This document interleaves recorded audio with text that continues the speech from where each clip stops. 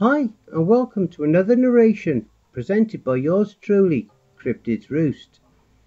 Please be so kind as to throat punch the like button and smack the ass of the subscription button as well. And don't forget to share the video far and wide. This will help with YouTube's algorithm and will help promote the channel more. If you would like to support the channel and help make it grow, any and all donations can be made paypal.me/cryptidsroost and will be most gratefully received. If you enjoyed listening to the following story, be sure to pop over to the author's Reddit profile and drop them a line, or even give them a glowing review. I'm sure they would appreciate it. The link to their Reddit profile will be below in the description, and don't forget to check out the merch store. The link will be in the description and also in the video thumbnail. And if you would like an honourable mention, send in a snapshot of yourself with your purchase and I'll feature it in one of the videos. And if you're going to leave a dislike, please leave a comment as to why. That way I can review what you didn't like about the video, and then I can possibly change any necessary parts in further videos. Thank you.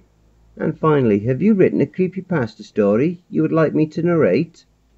Have you had any cryptid sightings, paranormal or supernatural encounters?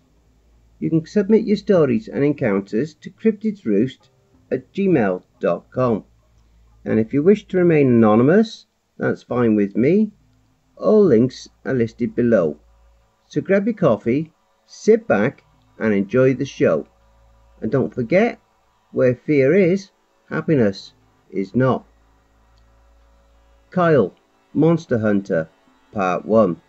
This fantastic story is written by Nomad6555, a wonderful author over on Reddit's Nosleep subreddit. Quick interjection, this is an update to the previous story from the same author. I hunt cryptids for a living, it's harder than you think. Hello all, it's been a while, and damn do I have a story for you. First off, I should tell you that I am indeed alive. Yes, your sexy monster hunter lived through his kidnapping despite my best efforts to the contrary. So let's start filling you all in. First, I should start with what happened on the night of my disappearance.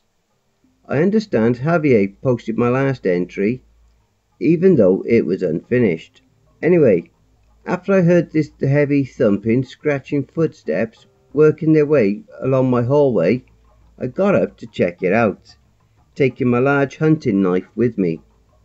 Now, I guarantee I looked absolutely retarded, emerging dramatically from my room in a fucking union suit, with my hair messy and my beard in dire need of some oil, holding a knife the size of my head. So I walked out of my room and immediately saw the source of the noise. There were a set of glowing yellow eyes at the end of my hallway. I quickly reached out to my right and flicked the light switch. The light turned into revealing the beast at the end of my hall. It was the Skinwalker. She came for me. I couldn't fucking believe it. Here was this fucking deformed wolf-looking ass at the end of my hallway. Now at this point, the song playing through my Bluetooth speaker in my room switched to Country Squire by Tyler Childers. Perfect fighting music. You might want to listen to it before you read the next part so you understand how amazing this shit was. The Skinwalker spoke.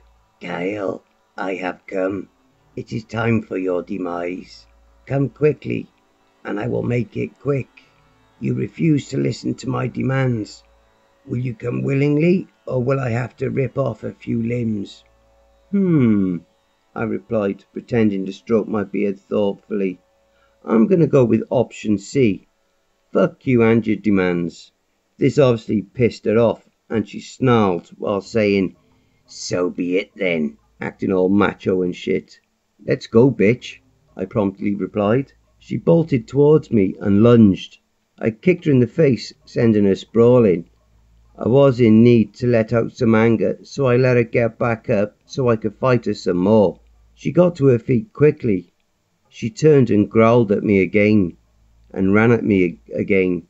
I thought she was going to lunge at me again, but I was mistaken, and she ploughed right through my legs. I landed flat on my back and had the air forced from my lungs. She padded over and stood looking down at me. Without hesitation, I snapped upwards. The knife impaled her chest and she scampered back whimpering and growled in pain.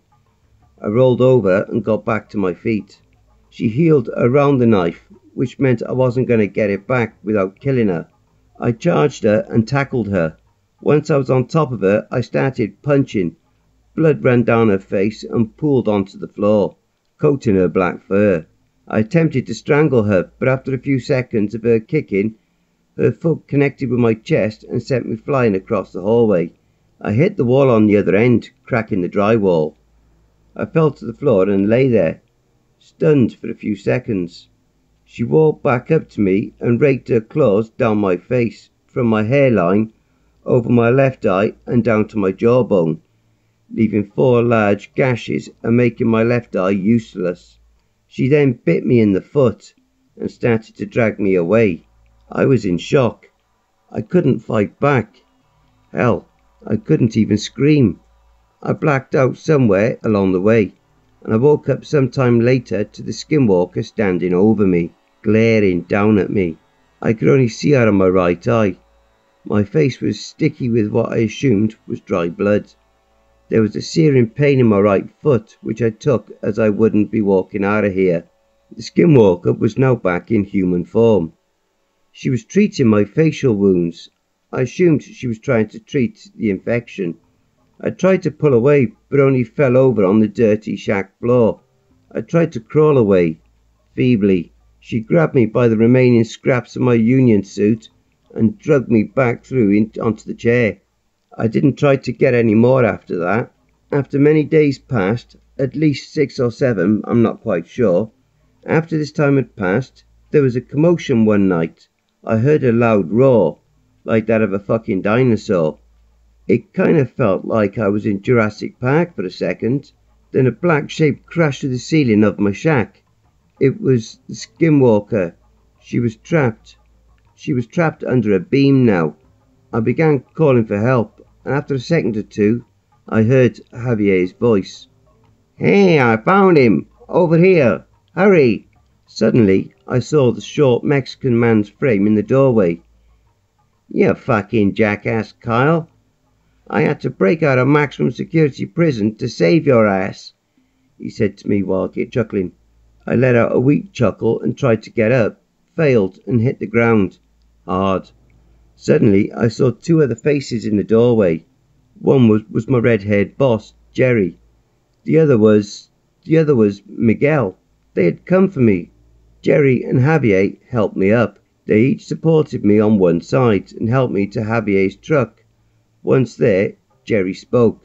"Kyle, you've been put on leave from this point until this time next month. I'll clean this up. Javier, get him home, please." "Now, hang on a fucking minute. I'm ending the bitch that tried to kill me. Give me a gun," I said. After a second, Jerry replied. "Fair enough. Here." He tossed me the shotgun that was strapped to his shoulder. I walked back to the shack with help from Javier and Jerry, and found the skinwalker still trapped. I aimed the shotgun at her head and spoke. "What say you in defense?" I asked. "Fuck you. Just because you kill me doesn't mean you win. You know that, right? My death means nothing. Nothing. We will win. We will win the war. You will be betrayed by one of your own. You will die. We will always win, Kyle." "I'm not convinced," I replied, and pulled the trigger, blowing her head off. I went to thank Miguel. After I did so, I went to the back of the truck, but heard a commotion behind me. I turned and saw Jerry holding his pistol to Miguel's head. Miguel was unable to escape Jerry's iron grip. "Jerry, what the hell are you doing? Let him go. He saved my ass," I screamed at Jerry. "While you were gone, Kyle, I instated a kill-on-sight clause for all cryptids. I'm following protocol. Stay out of it." He pushed Miguel away, and Miguel turned to look at me with a betrayed look on his face. Then the shot rang out. Blood splattered the front of Miguel's torso and on me. He fell to the ground and lay there unmoving. I tried to run to him, but ended up stumbling there. I sat by his side, crying. I heard the sound of Javier punching Jerry, but I didn't care. My boss had just shot the creature that had saved my life. Miguel didn't deserve to die. It was that moment that I decided I would no longer be loyal to Cryptids. Javier ended up beating the shit out of Jerry. Jerry just said that he deserved it, and Javier took me home. I got home and passed out on my bed, not even bothering to take off my bloody dirty clothes. This was a month ago. I'm scheduled to take my first return call tonight. We'll see what happens. This is Carl Reitinger, signing off.